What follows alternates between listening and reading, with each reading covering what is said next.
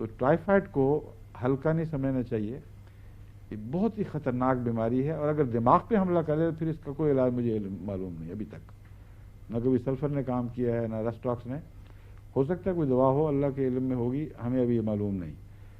اس کے پاگل بنائے ہوئے پھر پاگل ہی رہتے ہیں بیچارے، اس لیے ٹائیفائڈ کو بہت احتیاط سے ٹریٹ کرنا چاہیے۔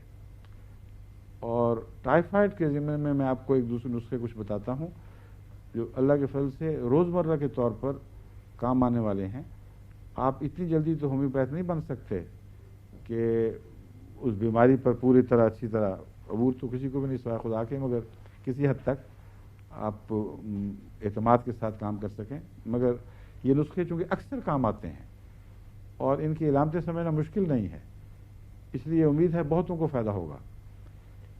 ایک نسخے کا حصہ ہے جو میں نے حضرت مسلم موعود سے لیا رضی اللہ تعالیٰ عنہ۔ حضرت مسلم موعود نے ہماری والدہ جو ہیں چھوٹی آپا کہلاتی ہیں متین، ان کو ہومیوپیتھی کس طرح سکھائی تھی، ان سے وہ دوائیاں بنوایا کرتے تھے۔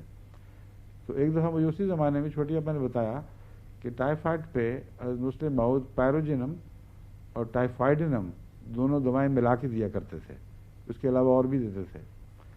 اس سے پہلے میں نے استعمال نہیں کی تھی، تو اس کے بعد میں نے دستور بنا لیا کہ ہر ٹائیفائڈ کے مریض کو دوسری دواؤں کے علاوہ ٹائیفائڈنم اور پیروجینم یہ دو دوائیں ملا کے دوں۔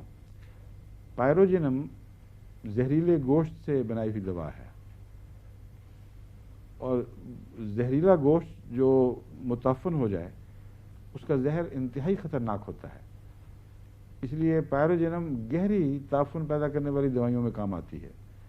غالباً اسی لیے حضرت مسلم موعود نے اسے اختیار کیا ہوگا اور پھر تجربہ کامیاب رہا۔